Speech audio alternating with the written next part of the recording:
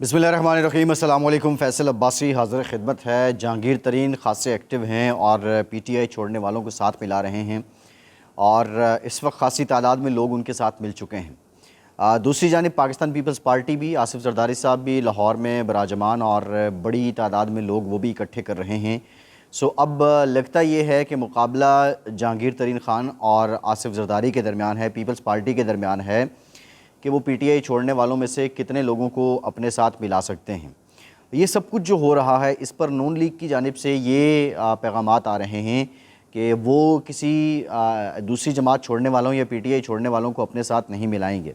अब दो तीन बड़ी इंपॉर्टेंट बातें हैं कि नून लीग ये बातें किस कॉन्फिडेंस पे कर रही है और क्या वाक़तन ऐसा है। क्या कुछ हलक़े ऐसे नहीं हैं जहाँ मुस्लिम लीग नून के उम्मीदवार ख़ासे कमज़ोर भी हैं और उनके मुकाबले में कोई ऐसी कदावर शख्सियत भी है कि जिसकी जीत यकीनी है, जिन्हें हम इलेक्टेबल्स कहते हैं। इलेक्टेबल्स की सियासत की हम बात करें तो पाकिस्तान में तकरीबन 900 के करीब ख़ानदान हैं और ये नस्ल दर नस्ल चले आ रहे हैं। पाकिस्तान में सियासी जमातों की सियासत को तो ज़वाल हो सकता है। हम ये देखते हैं कि पाकिस्तान पीपल्स पार्टी 70 की दहाई में हुकूमत बनाती है, फिर 90 की दहाई में भी हुकूमत बनाती है, 2007-8 में भी हुकूमत बनाती है, लेकिन फिर उसके बाद एक ज़वाल आता है और वो वफाक में हुकूमत नहीं बना सकती है। इसी तरह मुस्लिम लीग नून को हम देखते हैं कि 86 में वज़ीर आला पंजाब होते हैं नवाज़ शरीफ साहब, फिर 90 में वो वज़ीर आज़म बन जाते हैं, फिर आके 2013 में वो वज़ीर आज़म बनते हैं। सो सियासी जमातों की तो ज़वाल रहा है, लेकिन पाकिस्तान में जो सियासी घराने हैं या ये जो इलेक्टेबल्स का पूरा एक सिलसिला है, इनको ज़वाल नहीं रहा है। ये किसी न किसी सूरत में, किसी न किसी हालात में जो पावर पॉलिटिक्स है उसका हिस्सा रहते हैं और उसमें एक कलीदी किरदार अदा करते हैं और उसकी एक बहुत बड़ी वजह भी है।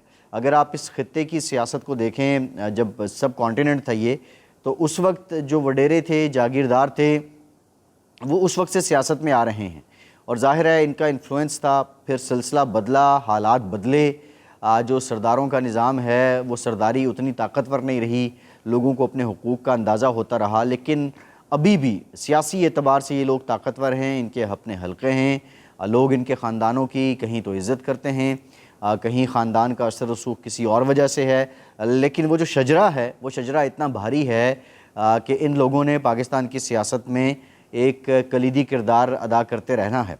और यही वजह है कि जहांगीर तरीन भी और पीपल्स पार्टी भी समझती है कि अगर ये लोग फिर से इनके साथ जुड़ जाएँ तो इनके जो सियासी वज़न है वो बढ़ जाएगा और इसी सिलसिले में अब ये कोशिशें हो रही हैं।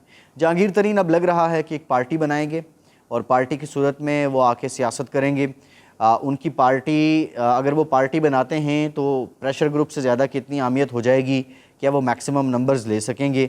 ये भी पॉसिबिलिटीज़ हैं कि जेकेटी जो है उनकी किसी जगह पे सीट एडजस्टमेंट नून लीग के साथ हो जाए या आसिफ जरदारी साहब की सीट एडजस्टमेंट मुस्लिम लीग काफ के साथ हो जाए। मुस्लिम लीग काफ का साइज़ तो उस तरह नहीं बढ़ रहा है, लेकिन फिर भी दोनों जानिब देखा जाए, पंजाब की हम बात करें तो ख़ासा फ़ायदा हो सकता है। लेकिन बहरहाल नून लीग को एक बेनिफिट ये भी जाता है कि उनके जो लोग हैं, जब सख्त इंतकाम और सख्त एहतसाब के नाम पे वो ज़ेरे आताब थे तो उन्होंने उस वक्त भी जमात को नहीं छोड़ा और अब मुस्लिम लीग नून पे, नवाज़ शरीफ साहब पे, मरीम नवाज़ साहिबा पे, शहबाज शरीफ साहब पे, हमजा शहबाज साहब पे ये ज़िम्मेदारी आयद होती है कि अगर वो उन लोगों से वफ़ा नहीं करेंगे तो जो लोग उनकी जगह जिन लोगों को या इलेक्टेबल्स को वो लेंगे तो वो भी ये समझते होंगे कि वफ़ा तो हमारे साथ भी नहीं होगी। ये लोग जो मुश्किल वक्त में रहे, सौबतें झेलीं और उनके साथ वफ़ा नहीं हो सकती तो क़यादत हमारे साथ वफ़ा कहाँ करेगी। इसलिए अब मामला ये है कि ये सारे लोग साथ साथ अपनी जमात के साथ रहेंगे और जमात भी इनको कहीं ना कहीं जाके ओबलाइज करेगी। ये तो बड़ी इंपॉर्टेंट बात है। दूसरा मामला बजट का है। ये हुकूमत बजट में लोगों को क्या रिलीफ देगी, तनख्वाहें किस तनासब से बढ़ेंगी, टैक्सों पे छूट किस हद तक होगी, ये बहुत से सवालात हैं। अब तक के जो अदाद शुमार आ रहे हैं उसके मुताबिक जो सरकारी मुलाजमीन हैं उनकी तनख्वाहों और पेंशन में इजाफ़ा किया जाएगा। लेकिन साथ ही साथ एक दो बड़ी इंपॉर्टेंट डेवलपमेंट्स हैं। अगर हम पाकिस्तान से बाहर देखें, जो ओवरसीज़ पाकिस्तानी हैं उनका मौजूदा हुकूमत की तरफ कोई इतना झुकाव नज़र नहीं आता है और इसी सिलसिले में एक कैंपेन चलाई जा रही है और उस कैंपेन के ज़रिए लोगों को ये कन्विंस किया जा रहा है कि वो जो रेमिटेंस भेजते हैं, जो तरसीलात ज़र आती हैं या वो पैसे या डॉलर या पाउंड या रियाल या दिरहम जो उन्होंने पाकिस्तान भेजने होते हैं, उसमें लीगल चैनल के बजाय लोग कोशिश करते हैं या लोगों को ये कन्विंस कर रही है ख़ास तबका कि वो हुंडी या किसी और गैर कानूनी जो ज़रिया है उसका सहारा लें। میں سمجھتا ہوں کہ اوورسیز پاکستانی اس بات کو سمجھتے ہیں کہ کسی سیاسی جماعت یا کسی سیاسی فگر سے کے ساتھ ان کی انا وابستہ نہیں ہو سکتی. وہ ہمیشہ سے پاکستان کے ساتھ تھے، پاکستان کے ساتھ ان کی محبت رہی ہے، اور ان کو لیگل چینل کے ذریعے ہی اپنے جو ترسیلات زر ہیں وہ پاکستان بھیجنے چاہیے. ہم بارہا یہ گزارش کرتے بھی رہے ہیں، اب بھی کرتے ہیں، کیونکہ ضرورت پاکستان کو ان کی ہے. اور وہ ہمیشہ سے، یہ علیحدہ بات ہے کہ حکومتیں اوورسیز پاکستانیوں کو سونے کی چڑیا ہی سمجھتی ہیں. اوورسیز پاکستانیوں کے بہت سے مسائل ہیں. اگر ہم چند مسائل کی بات ہی کریں کہ یہاں جو ان کی پراپرٹی پہ قبضے ہو جاتے ہیں یا اس سے ریلیٹڈ جو معاملات ہوتے ہیں، اس کے لیے اگر فاسٹ ٹریک کورٹس جو ہیں ان کے ججز کی تعداد میں اضافہ کر دیا جائے یا عدالتیں بڑھا دی جائیں تو اس سے یقینی طور پہ اوورسیز پاکستانیوں کا حوصلہ بڑھے گا، ان کے مسائل حل ہوں گے. اس طرح اور امیگریشن ریلیٹڈ یا ایون پاسپورٹ کے رینیول سے لے کے یا شناختی کارڈ کے رینیول تک، یا اس طرح کے جو مسائل ہیں اس پہ حکومت کو ضرور فوکس کرنا چاہیے، تاکہ یہ جو سپیڈی عمل ہے یا ون ونڈو آپریشن ہونے چاہیے، یا وہ پاکستان میں کوئی بزنس کرنا چاہتے ہیں تو انہیں پاکستان کی روایتی بیوروکریسی یا ایگزیکٹو کی نظر جو ان کے معاملات ہو جاتے ہیں اس سے بچاؤ کے لیے اوورسیز پاکستانیوں کو خاصا فیسیلیٹیٹ کرنا چاہیے. لیکن اوورسیز پاکستانیوں سے میری یہ گزارش ہے کہ آپ یقین مانیے کہ آپ سونے کی چڑیا ہی ہیں، اور آپ کو پاکستان کے ساتھ اپنی محبت کو بڑھ چڑھ کر ہی اسی طرح لے کر چلنا ہے. میں سمجھتا ہوں کہ سیاسی وابستگیاں اپنی جگہ، لیکن جو پاکستان ہے وہ آپ سب کے لیے مقدم ہونا چاہیے. لہٰذا جو لیگل ویز ہیں ان کے ذریعے کوشش کی جائے کہ آپ اپنے جو پیسے ہیں، روپیہ پیسہ ہے، یہ جو ترسیلات زر ہیں وہ پاکستان بھیجیں. ایک اور بڑی امپورٹنٹ ڈیولپمنٹ ہے، اس پہ میرے کچھ سوالات ہیں. اب حکومت پاکستان کی جانب سے ایک نئی اسکیم سامنے لائی جا رہی ہے. چین، روس اور ایران کے ساتھ پاکستان اپنی تجارت کو مزید بڑھانے جا رہا ہے. ایک بات تو یہ سامنے آتی ہے اسٹریٹجکلی کہ پاکستان نے اب خطے کو امپورٹنس دینا شروع کی ہے. اگر ہم ایران کے ساتھ اپنی گیس کے معاہدے یا اپنی جو پیٹرولیم ضروریات ہیں ان کے معاہدے ہی کر لیں اور ہم اس پریشر سے نکل آئیں جو امریکہ کا پریشر ماضی میں رہا ہے یا ویسٹرن لابی کا پریشر رہا ہے ایران پہ پابندیاں ہونے کی وجہ سے، کہ ہم ان کے ساتھ لین دین کو بڑھا لیں تو پاکستان کے بہت سے مسائل بڑھ جائیں گے. میں یقینی طور پہ آپ کو بتاؤں کہ ایرانی ایسی قوم ہے، کووڈ کے دنوں میں ایک انجیکشن جو دنیا بھر میں شارٹ تھا اور وہ اس کی قیمت بلیک میں وہ چل رہا تھا، پاکستان میں بھی ایون 1.5-2 لاکھ تک وہ ملتا رہا. ایرانی ایسے لوگ ہیں کہ انہوں نے اس انجیکشن کا ریپلیکا بنا لیا. ایران پہ جب سے یہ پابندیاں لگی ہیں، ایران نے اپنی پروڈکشن اتنی بڑھا دی ہے کہ ان کی امپورٹ نہ ہونے کے برابر ہے. وہ کسی اور ملک پہ ڈیپینڈنٹ نہیں رہے ہیں. پاکستان اگر صرف گیس اور پیٹرولیم کے حوالے سے ہی ایران کے ساتھ ہاتھ بڑھاتا ہے اور امریکہ اور یورپ کو پیچھے رکھتا ہے تو بہت سے اہم معاملات ہیں، بہت سی اہم پیش رفت ہو سکتی ہے، اور پاکستان کی بہت سی ضروریات جو سب سے میجر امپورٹ ہے، آئل امپورٹ، وہ کم ہو سکتی ہے. لیکن مسئلہ کیا ہے؟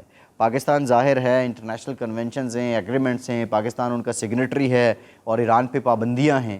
اب بات یہ کی گئی ہے کہ بارٹر سسٹم شروع ہوگا. بارٹر سسٹم اگر آپ چین کے ساتھ بھی کر لیں، آپ رشیا کے ساتھ بھی کر لیں، آپ ایران کے ساتھ بھی کر لیں. دیکھیں رشیا جو ہے نا، اس کو ہمارے پاس کوئی ایسی پروڈکٹ نہیں ہے کہ ہم رشیا کو دے سکتے ہیں.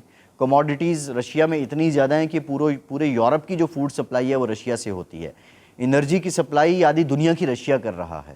چین جو ہے وہ مینوفیکچرنگ میں اتنا آگے ہے کہ پوری دنیا کو وہ آئٹمز بنا کے دے رہا ہے. تو سوال یہ پیدا ہوتا ہے کہ ایران کے علاوہ ہم ان دو ملکوں کو مزید کیا دے سکتے ہیں. پاکستان میں اگر ہم فوڈ کموڈیٹیز کی بات کریں، ہم گندم کی بات کریں، چاول کو دیکھیں، چینی کو دیکھیں، پاکستان میں فصل اچھی ہو، مینج بہتر طریقے سے کیا جائے تو ہمارے پاس یہ سرپلس بھی ہو سکتی ہیں جس کو ہم ایکسپورٹ کر سکتے ہیں. یہ تو آپشن ہے، یہ تو ہم ان کو دے سکتے ہیں. لیکن مسئلہ کیا ہے؟ ابھی تو سرے دست پاکستان اپنی ضروریات پوری کرنے سے بھی قاصر ہے. اس کے لیے جو حکومت سوچ رہی ہے وہ سروسز دینے کا ہے.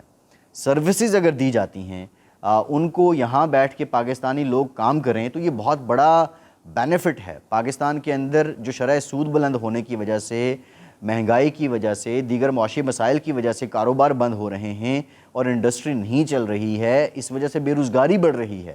پاکستان اگر آئی ٹی ریلیٹڈ سروسز ہیں یا دیگر سروسز ہیں وہ ایران کو، چین کو یا رشیا کو دینا شروع کر دے تو یقین مانیے کہ پاکستان کے بہت سے مسائل حل ہو جائیں گے. یہ منصوبہ آؤٹ آف باکس بھی ہے، آلدو یہ ٹریڈیشنل ہے، لیکن فی زمانہ یہ آؤٹ آف باکس بھی ہے، قابل عمل بھی ہے. لیکن اس کے لیے ہمیں تھوڑی سی ہمت کی ضرورت ہوگی، امریکہ کے چنگل سے اپنی جان چھڑانی ہوگی، ویسٹرن لابی سے اپنی جان چھڑانی ہوگی، اور وہ گریجولی ہوگا، کیونکہ پاکستان کو ان لوگوں کو سروسز کے ساتھ ساتھ ایک پیرالل ایکسپورٹ منڈی بھی بلڈ کرنی ہوگی۔ ہمارا ویسٹ اور امریکہ بہت بڑی منڈی ہے، جی ایس پی سٹیٹس ہے ہمارے پاس، ہم ایکسپورٹ کرتے ہیں، تو ان حالات میں یہ انتہائی سود مند منصوبہ ہے۔ پاکستان کو اس کے لیے ہمت کرنی پڑے گی، اس کے متبادل منڈیاں ہمیں سرچ کرنی پڑیں گی۔ جو پاکستان کے کمرشل اتاشی ہیں، سفارت خانوں میں بیٹھے ہوئے ہیں، ان کو اپنے ٹھنڈے یا گرم کمروں سے نکلنا ہوگا۔ افریقہ کی میں بالخصوص بات کروں گا، یہ جو بیلٹ ہے ساری، زمبابوے، کینیا، ساؤتھ افریقہ، یہ بہت بڑی منڈی ہے، اور پاکستان کو اس کو ایکسپلور کرنا پڑے گا، اور یہاں پہ ٹارگٹ کرنا پڑے گا، یہاں ایکسپورٹس کو بڑھانا ہوگا۔ اسی طرح اور دنیا کے ممالک ہیں جہاں پہ ہمیں ایکسپورٹس بڑھانی ہوں گی، تاکہ ایک توازن برقرار ہو جائے، اور یورپ کو بھی اور امریکہ کو بھی یہ سمجھ آئے کہ پاکستان صرف ڈیپینڈنٹ ایکسپورٹ کے معاملے میں ان پہ نہیں ہے، باقی ایران، رشیا اور چین کے ساتھ یہ معاملات میں سمجھتا ہوں کہ پاکستان کے لیے بہت سودمند ثابت ہوں گے، اور یہ بڑا جاندار آئیڈیا ہے، اور اس آئیڈیا پہ عمل درآمد کرنا ہوگا۔ فیصل عباسی کو اجازت دیجیے۔